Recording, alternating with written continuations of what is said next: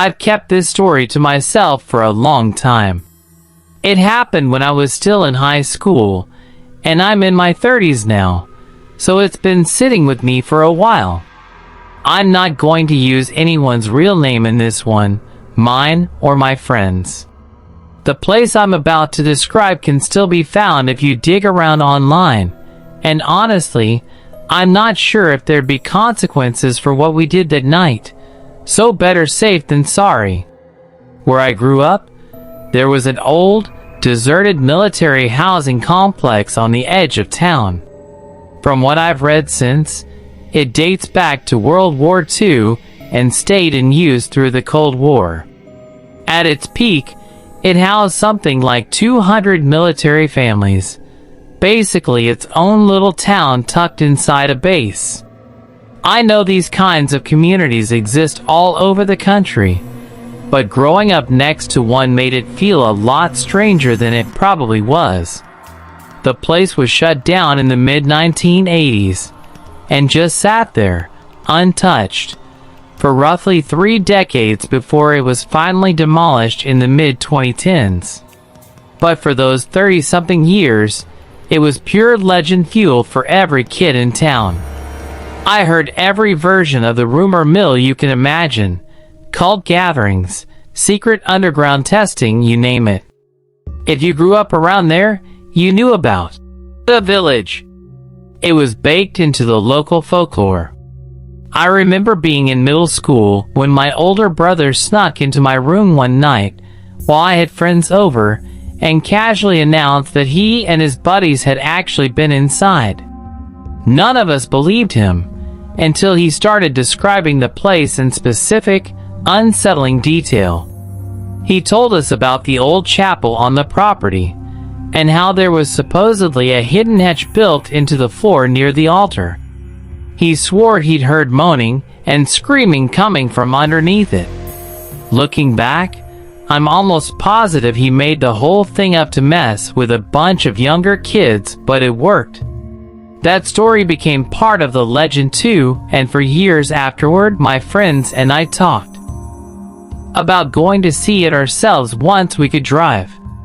We never did, not through all of high school. Partly because none of us actually knew where the entrance was.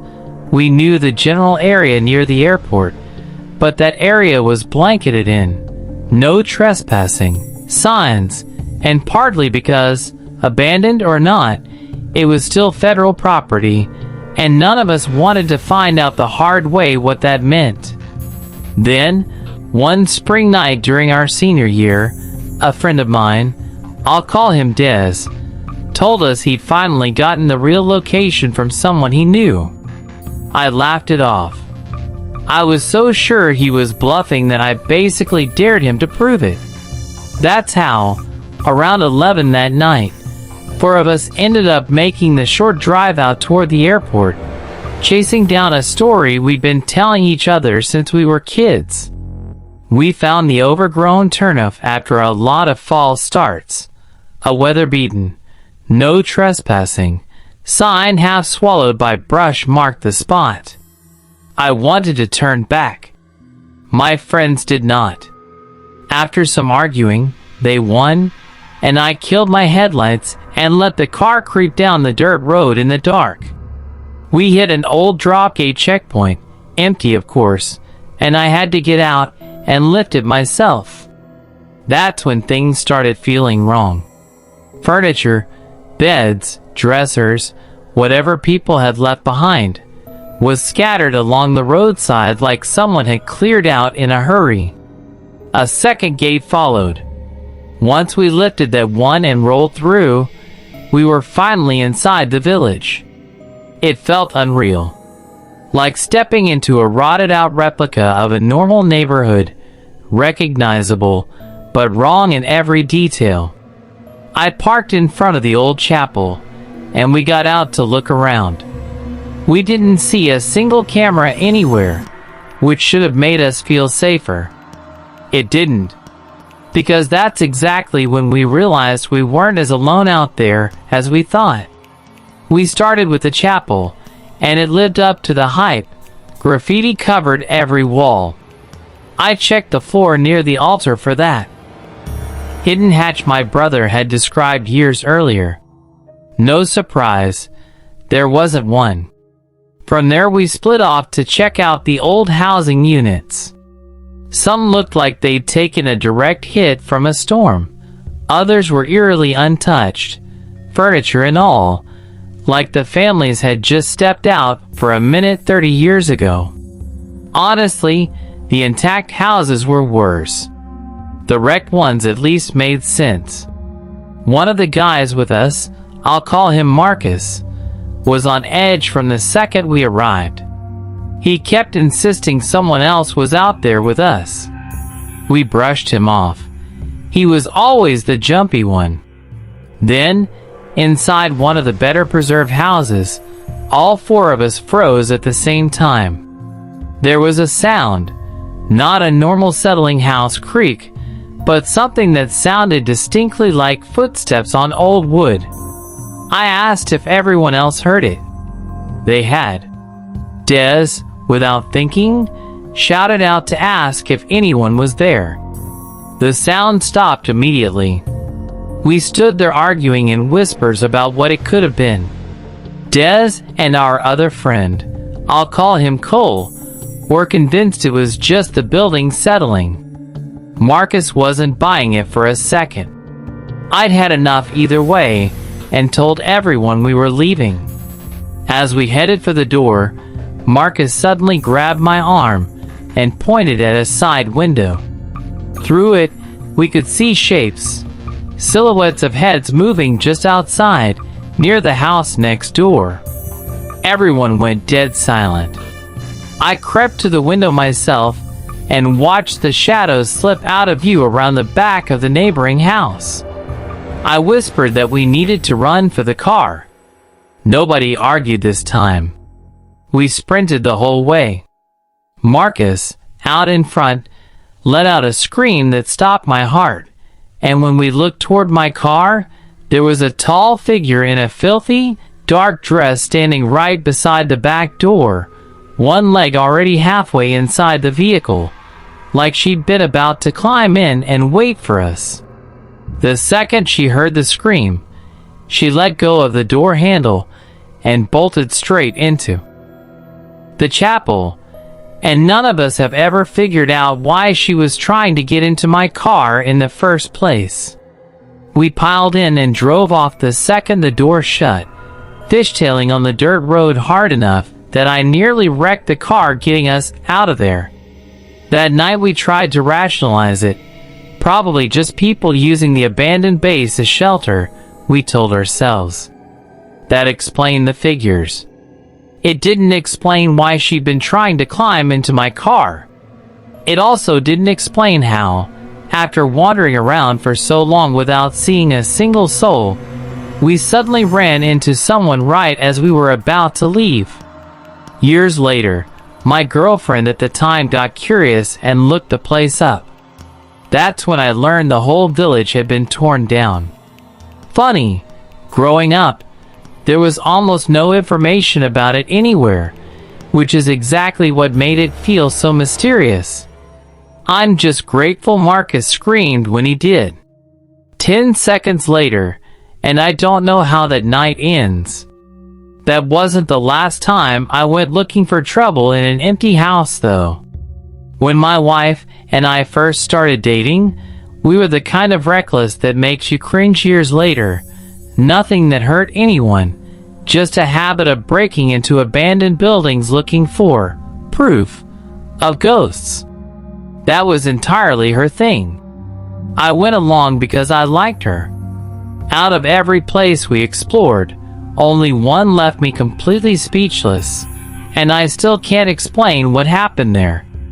It was an unusually dark, overcast night.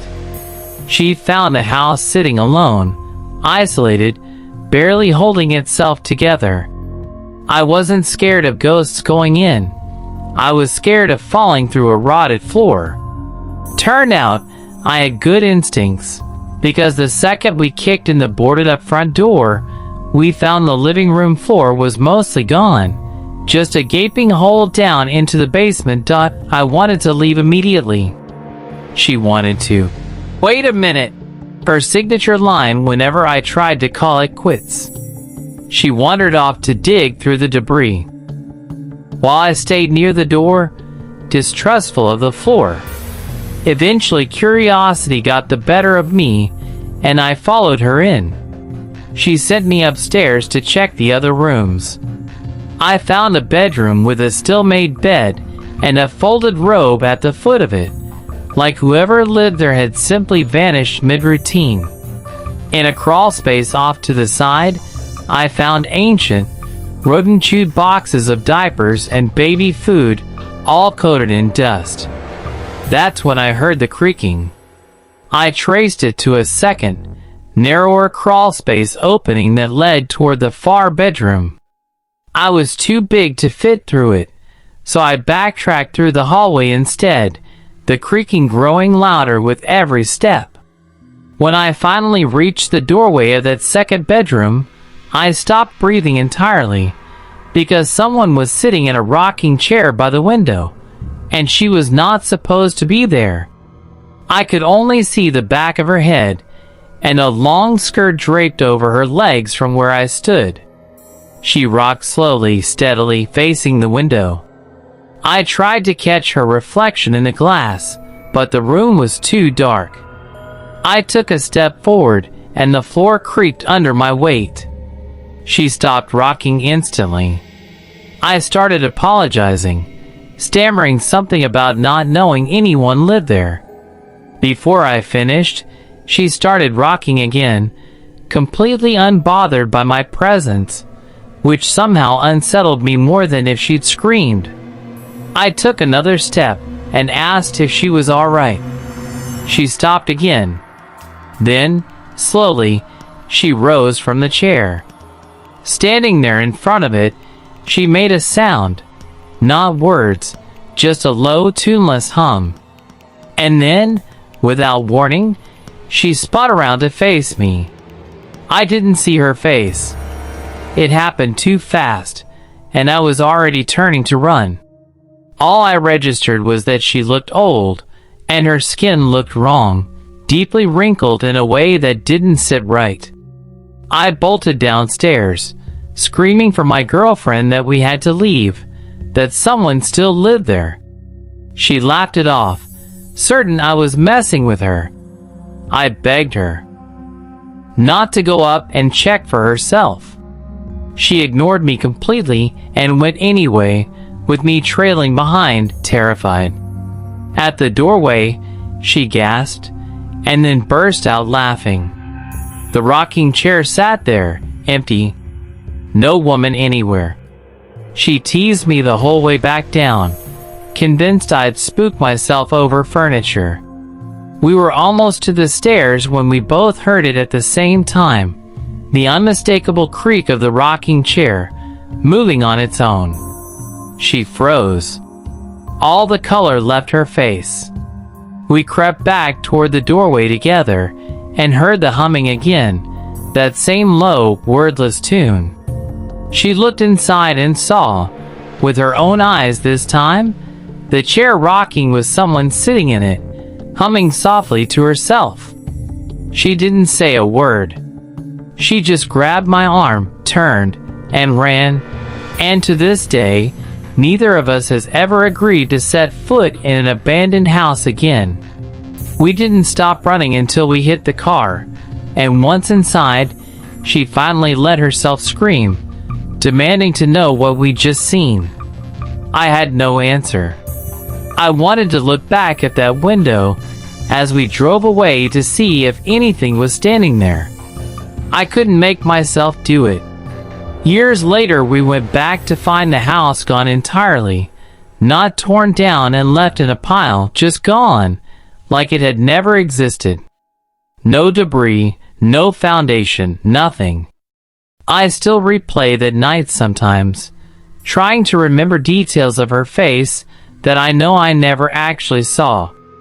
That wasn't even the first time something like that happened to me, though. Back in middle school, my family moved into a new neighborhood, Bigger house, more kids my age. Genuinely a great place to grow up, except for the man who lived next door. He was the textbook grouchy old neighbor. If we so much as got near his yard playing football in the street, he'd start pounding on his window and screaming at us to get off his property, even when we were nowhere close to his grass. This went on for about 6 months. Then one day, it just stopped. No banging, no yelling. We joked that he must have finally died out of spite. About a month after that, my friend, I'll call him Theo, was staying over. We woke up before sunrise to flashing lights outside and a commotion coming from next door. Looking out the window, we watched 2 paramedics carry a zip body bag out of his house. I remember the guilt hitting me instantly.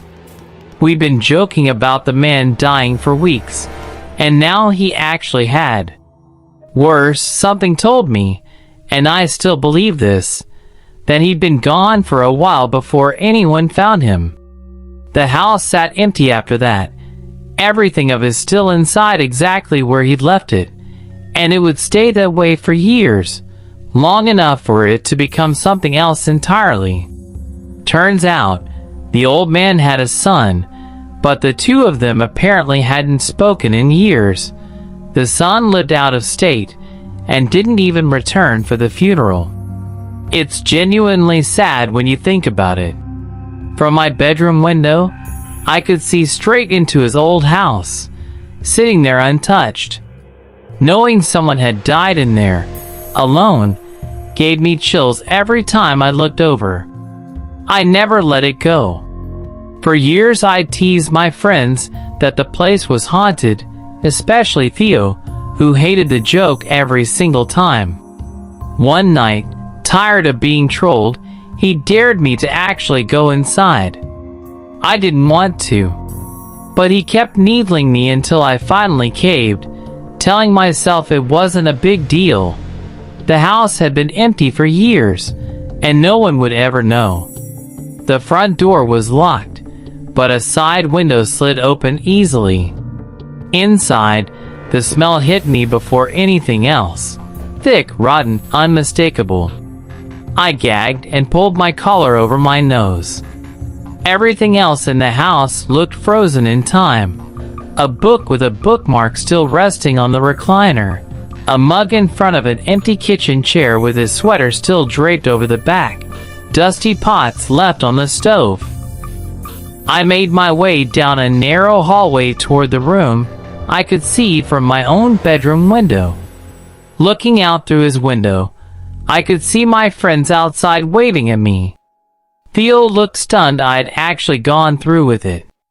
While I waved back, a loud bang echoed from somewhere else in the house. Not a settling sound, a deliberate, heavy thud, like something hitting a wall. I froze, straining to hear more. Nothing followed. My friends outside just looked confused, unsure why I had suddenly gone still. That was enough for me. I left the same way I came in and told everyone what I'd seen and smelled. That night, after everyone crashed at my place, Theo shook me awake, insisting he kept hearing strange noises from next door. I told him to go back to sleep. Then I heard it too. 2 sharp knocks, evenly spaced, coming from outside. I looked toward the old man's house. Standing in the doorway of that same back bedroom was a silhouette. I told Theo it was probably just a coat rack casting a weird shadow, until it moved. Theo's shouting woke the rest of the house, and everyone crowded the window in time to see the shape shift from the doorway to directly behind the window glass. Whatever it was, it stood there facing us for several long seconds before slowly stepping backward into the dark. And none of us have ever come up with an explanation that actually makes sense. We watched that window for the rest of the night. Nothing else happened. About a year later, The son finally showed up, gutted the house, and sold it almost immediately. My dad spoke to him briefly. He admitted the relationship with his father had been bad for a long time, which was part of why it took him so long to deal with the place at all. To this day, that's the most unsettling thing I've personally witnessed. Having other people there who saw the exact same thing is the only reason I trust my own memory of it.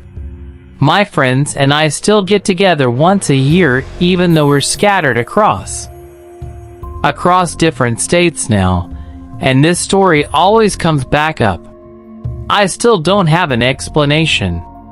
I'm sure there's a rational one out there somewhere. I just haven't found it.